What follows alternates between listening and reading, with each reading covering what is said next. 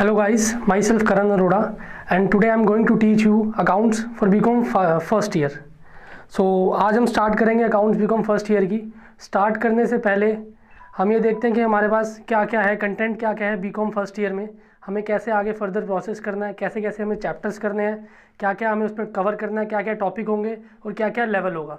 तो सबसे पहले I am going to give you the introduction, brief introduction of the course, या मैं कह लूँ ओवरव्यू ऑफ द कोर्स। तो स्टार्ट करते हैं हम सबसे पहले। टोटल 7 यूनिट्स होंगे हमारे पास यहाँ पे BCom फर्स्ट ईयर में। टोटल 7 यूनिट्स हमें कवर करने हैं, जिसमें से फर्स्ट यूनिट मैं लिखने जा रहा हूँ। फर्स्ट यूनिट आपका आएगा यूनिट नंबर 1। इसमें हमें टोटल 3 चैप्टर करने हैं। यूनिट नंबर 1 में फर्स्ट आता है आपका अकाउंटिंग। बेसिकली बेसिक इन्फॉर्मेशन देंगे इसमें हम, अकाउंटिंग क्या होती है, क्या क्या अकाउंटिंग में करते हैं हम लोग, कैसे अकाउंटिंग होगी, क्या क्या करेंगे इसमें। इसमें हमें सेकेंड हमें कवर करना है अकाउंटिंग स्टैंडर्ड्स। अकाउंटिंग स्टैंडर्ड्स आज की डेट में अकाउंटिंग स्टैंडर्ड्स बहुत इंपॉर्टेंट हो चुके हैं इन प्रैक्टिकल लाइफ। चाहे आप थियोरेटिकल पढ़ रहे हो चाहे प्रैक्टिकल कर रहे हो, आपको अकाउंटिंग स्टैंडर्ड करना बहुत ज़रूरी है। किसी भी कंपनी में आप जाओगे आपको अकाउंटिंग स्टैंडर्ड इम्प्लाई करना बहुत ज़रूरी है। AS1, AS2, AS3, AS10, तो इन सब चीज़ों को भी हम पढ़ के चलेंगे।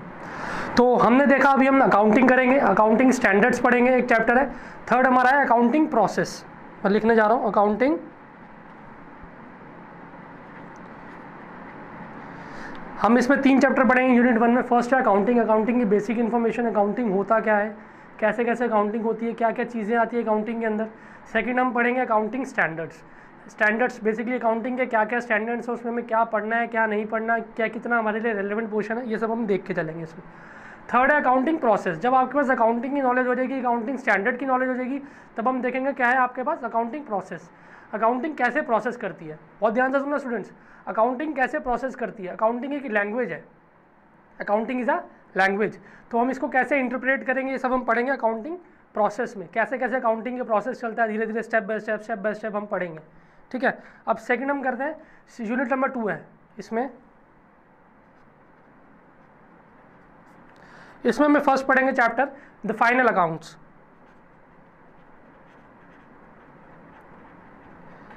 अब हमने पढ़ लिया कि भाई अकाउंटिंग क्या होता है, अकाउंटिंग स्टैंडर्ड क्या होता है, अकाउंटिंग प्रोसेस क्या होता है, कैसे कैसे अकाउंटिंग हम लोग करते हैं, एंट्रीज वगैरह सब हम पढ़ लेंगे यहाँ तक। उसके बाद हम देखेंगे final accounts. Basically final accounts होते क्या है, P&L, balance sheet, trading account of a company, that is your final accounts.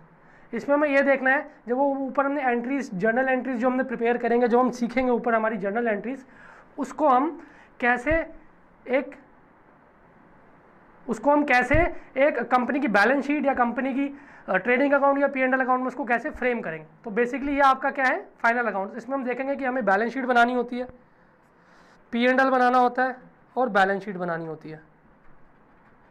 ठीक है, इसमें किसी भी कंपनी की P&L बैलेंस शीट पूरे साल का क्या क्या उसके अंदर ब्यौरा होता है, P&L में कितने खर्चे करे होते हैं, कितनी इनकम सारी होती हैं, क्या क्या हमारे एसेट्स हैं, क्या क्या लायबिलिटीज़ हैं, कौन से फिक्स्ड एसेट्स हैं, कौन से करंट एसेट्स हैं, कौन सी फिक्स्ड लायबिलिटी है, कौन सी करंट लायबिलिटी है, क्या मेरी कंटिजेंट लायबिलिटीज़ हैं, क्या क्या और क्या क्या मेरे खर्चे हैं वो सब P&L में जाएंगे, क्या क्या मेरी इनकम सारी है बिजनेस से रिलेटेड, ये सारी की सारी चीज़ें आपकी जाएंगी यहाँ पे फाइनल अकाउंट्स में। ठीक है, तो नेक्स्ट हम इसके बात करेंगे फाइनल अकाउंट्स। वो भी फाइनल अकाउंट्स ही होगा, बट वो होगा for non profit organisation. That is जो नॉन प्रॉफिट ऑर्गेनाइजेशन होती है, जैसे हमारी चैरिटी होगी, चैरिटी इंस्टीट्यूशंस हो गए, चैरिटेबल ट्रस्ट हो गए, ये लोग कैसे कैसे अपनी अकाउंटिंग करते हैं, बेसिकली उसके बारे में हम यहाँ सीखेंगे। Final accounts for non profit organisation. Non profit organisation मतलब जो हमारी चैरिटीज़ वगैरह होती हैं, चैरिटेबल इंस्टीट्यूशन होते हैं, उसके बारे में हमें यहाँ पे सीखना पड़ेगा। ठीक है जी। थर्ड हम करेंगे final accounts for incomplete records, या मैं ये कह लूँ सिंगल एंट्री सिस्टम।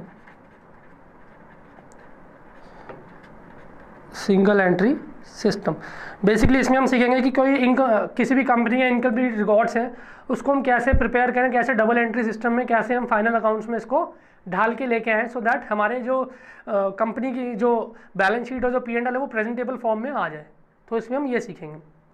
इसके बाद हम करेंगे गाइस यूनिट नंबर 3, इसमें हमारा आता है depreciation accounting. Depreciation accounting,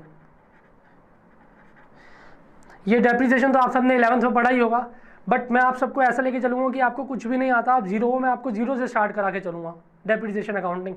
so you guys are don't you worry कि आप, मैं ये समझ के चलूँगा कि आप लोगों को कुछ आता है या कुछ नहीं आता। मैं बिल्कुल आप लोगों को ऐसे लेके चलूँगा कि आपको कुछ भी नहीं आता, आप लोग बिल्कुल एकदम जीरो लेवल से मैं आप लोगों को स्टार्ट लेके चलूँगा।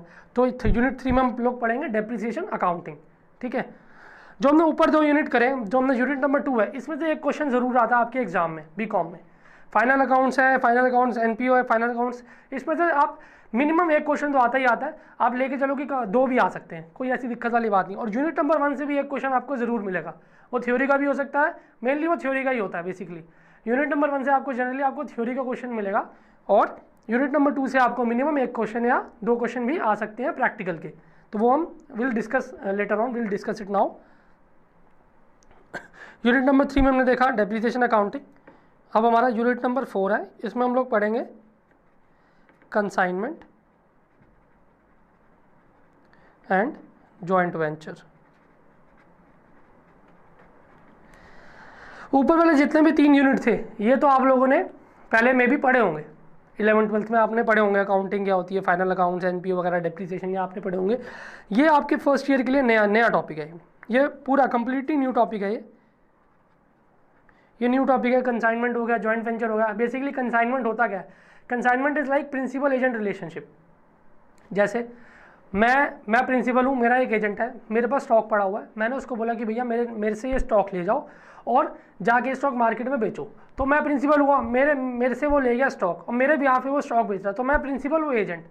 तो ऐसे ही कंसाइनमेंट में क्या होता है, मैं कंसाइनर और वो क्या बनेगा, एजेंट मेरा कंसाइनी।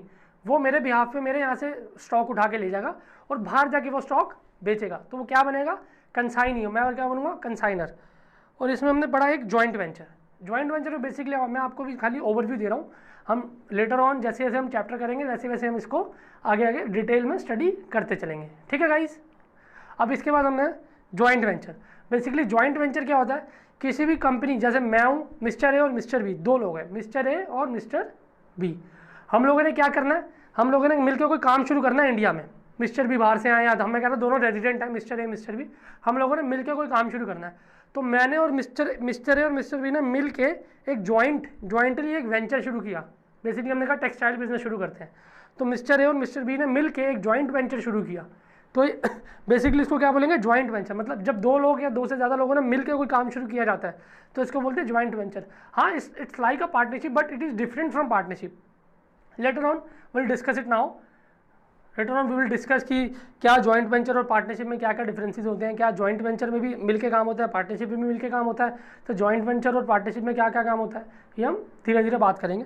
फिलहाल आप जॉइंट वेंचर में इतना समझिए कि जॉइंट वेंचर में क्या होता है, जब एक से ज़्यादा लोग जॉइंट मिल के अपना वेंचर स्टार्ट करते हैं, कंपनी स्टार्ट करते हैं, दैट इज जॉइंट वेंचर, ठीक है।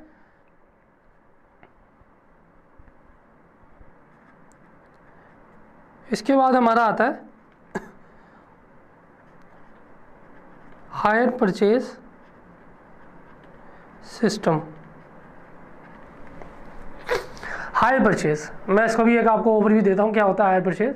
बेसिकली जैसे मेरा घर है, मुझे अपने घर के लिए टीवी लेना है, मुझे अपने घर के लिए टीवी लेना है। तो मैं गया किसी भी शोरूम में, मैंने वहाँ जाके बोला कि मेरे को अपने घर के लिए टीवी लेना, फाइनेंस करवाना है। मैं वहाँ पे फाइनेंस करवा के, डाउन पेमेंट करवा के, इंस्टॉलमेंट बनवा के अपने घर पे टीवी ले आया। तो हर महीने मेरे घर से क्या जा रही है, इंस्टॉलमेंट जा रही है उस टीवी के लिए। तो जो वो मैं टीवी लेके आया हूँ फाइनेंस पे, दैट इज़ हायर परचेज।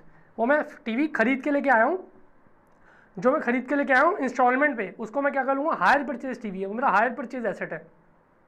मतलब कोई भी ऐसा एसेट जिसकी मैं कैश में पेमेंट नहीं कर रहा, सारी डाउन पेमेंट पहले कैश में कर रहा हूँ या चेक से कर रहा हूँ थोड़ी सी, बाकी मैं इंस्टॉलमेंट्स बनवा रहा हूँ, that is my hire purchase asset. मैं इसको हायर परचेज में करके लाया। इस केस में जो ऑनरशिप होती है परचेजर के पास धीरे धीरे आती है और वेंडर के वहाँ से धीरे धीरे लूज होती है। जब एट दी एंड, जब सारी लास्ट इंस्टॉलमेंट चली जाती है, तो हायर परचेजर उसका क्या बन जाता है, पूरा हायर परचेजर जो होता है उसके अंदर क्या बन जाता है, वो उसका मालिक बन जाता है एसेट का। हायर परचेज में क्या होता है, 2 होते हैं लोग, एक होता है हायर वेंडर, मतलब जो एसेट बेचता है, और एक होता है हायर परचेजर, जो एसेट खरीदता है, मतलब जो मैं उधार में एसेट लेके आया, मैं किस्तों में एसेट लेके आया, इंस्टॉलमेंट में एसेट लेके आया, मैं हायर परचेजर हूँ। मैं इंस्टॉलमेंट में एसेट लेके आया तो मैं कौन हूँ? हायर परचेजर हूँ। और उसको मैं धीरे धीरे इंस्टॉलमेंट देता जाऊँगा और तभी मेरे को धीरे धीरे उसकी ऑनरशिप मेरे पास आती जाएगी। जब एट दी एंड आपका जब सारी की सारी इंस्टॉलमेंट्स चली जाएंगी तो आप हायर परचेज, आप क्या बन जाओगे? आप उस एसेट के ऑनर बन जाओगे। ठीक है।